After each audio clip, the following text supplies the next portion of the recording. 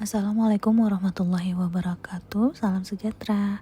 Perkenalkan, kami dari kelompok 3 akan mempresentasikan tugas mata kuliah manajemen jasa dengan materi merancang produk jasa. Sebelum kita mulai materinya, saya akan memperkenalkan anggota kelompok 3. Yang pertama ada Andin Ayusa Fitri dengan nomor NPM 2152264. 2. Damar Aji R dengan nomor NPM 215229190. 3. Rina Nafisatul Hanik dengan NPM 215222121. Materi pembahasan yang akan kita bahas, yang pertama ada penawaran jasa, kedua level jasa inti, ketiga level jasa sekunder, keempat persepsi konsumen terhadap atribut jasa, yang kelima service branding, yang keenam strategi produk jasa, yang ketujuh pengembangan jasa produk, dan kedelapan service relation. Setiap organisasi, baik profit maupun non-profit, didirikan dengan tujuan-tujuan tertentu. Di antaranya, meraih laba, mendapatkan pangan pasar spesifik, mempertahankan eksistens, meraih tingkat penjualan tertentu, mencapai tingkat pertumbuhan tertentu, memberikan pelayanan sosial, dan sebagainya. Dalam rangka merealisasikan tersebut, organisasi atau produsen berupaya menghasilkan suatu produk, baik yang bersifat konkret maupun abstrak, yang kemudian ditawarkan kepada pasar individual maupun organisasional.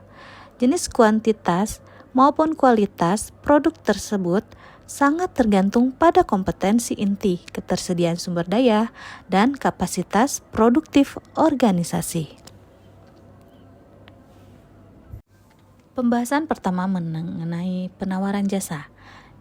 Penawaran jasa, istilah produk dapat didefinisikan sebagai serangkaian atribut tangible dan intangible, termasuk manfaat atau utilitas fungsional, sosial, dan psikologis, menurut Bright and Farrell tahun 1991. Penawaran jasa bisa dibedakan dari barang atas dasar karakteristik inseparability jasa. Fakta bahwa suatu jasa biasanya tidak terpisahkan dari orang yang menyediakan atau tempat penyediaannya, menyebabkan jasa dikonsumsi pada waktu yang bersamaan dengan saat produksinya. Yang kedua adalah level jasa inti. Maksud dari level jasa inti atau dikenal pula dengan istilah substantif service atau service concept, merupakan fungsi esensial dari suatu jasa. Maksudnya, jasa inti adalah manfaat utama yang diberikan seperti transportasi dalam penyewaan mobil atau masakan khas dalam restoran. 3. Level jasa sekunder. Level jasa sekunder mencerminkan tangible dan augment product level, mencakup manfaat tambahan seperti layanan purna jual, pengiriman, dan kredit. Unsur tangible dan intangible berperan penting dalam pemasaran jasa. Level jasa sekunder membutuhkan kombinasi antara unsur-unsur berwujud dan tak berwujud, agar manfaat inti yang ditawarkan dapat dikenali dan dipahami dengan mudah oleh pelanggan. Dalam praktik, unsur-unsur berwujud jauh lebih mudah diartikulasikan ketimbang unsur-unsur tak berwujud. Selain itu, unsur-unsur tak berwujud juga relatif sukar dikendalikan, sehingga ada kecenderungan bahwa para manajer jasa lebih suka menekankan unsur-unsur berwujud yang lebih dapat dikendalikan. Pembahasan yang keempat mengenai persepsi konsumen terhadap atribut jasa. Menurut Caesar et al. Tahun 1978, proses evaluasi pelanggan terhadap penawaran jasa total diawali dengan penilaian terhadap jasa inti yang didasarkan pada kemampuan jasa yang bersangkutan untuk memuaskan kebutuhan substantif pelanggan, misalnya persyaratan dasar jasa transportasi. Persepsi konsumen terhadap atribut jasa memiliki karakteristik jasa yang intangible, mempengaruhi cara pelanggan mengevaluasi dan menilai kualitas jasa yang mereka konsumsi. Pembahasan yang kelima mengenai service branding. Menurut American Marketing Association, mendefinisikan merek brand sebagai nama, istilah, tanda, simbol, atau desain, atau kombinasi di antaranya, yang dimaksudkan untuk mengidentifikasi barang dan jasa dari suatu penjual atau sekelompok penjual dan membedakannya dari barang dan jasa para pesaingnya. Akan tetapi, merek tidak hanya berperan sebagai sumber identitas atau diferensiasi.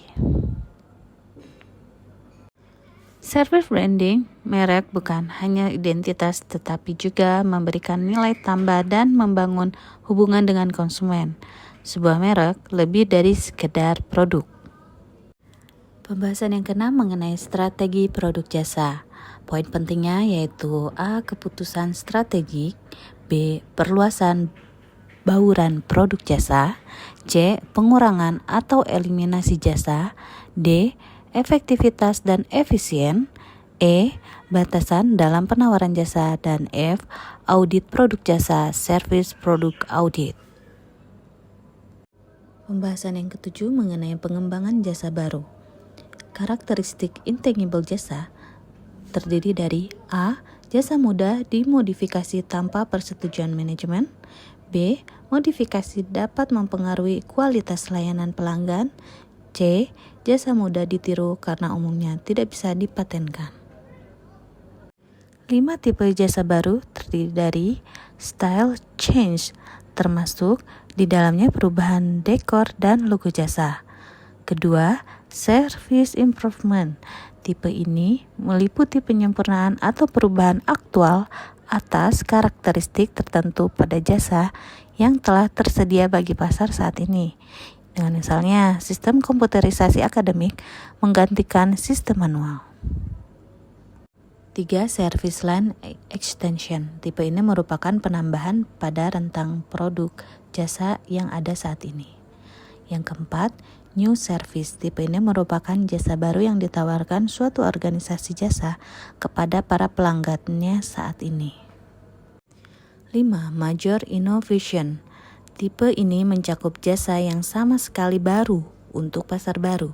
Contohnya, penyediaan multi-user voicemail recording service. Pembahasan yang ke-8 mengenai service deletion. Merupakan penghapusan jasa harus berdasarkan analisis yang matang dengan mempertimbangkan performa dan kebutuhan pasar. Alasan kesulitan dalam eliminasi jasa atau service deletion. A. Kurangnya informasi untuk identifikasi jasa yang harus dihapus. B. Sentimen manajemen terhadap jasa tertentu. C. Hambatan politis dalam organisasi. Demikian video pembelajaran dari kelompok 3 yang telah kami sajikan. Belajar adalah proses tanpa akhir. Semoga video ini membantu kalian dalam memahami materi yang lebih baik. Tetap semangat dalam belajar dan sampai jumpa pembelajaran berikutnya. Bye.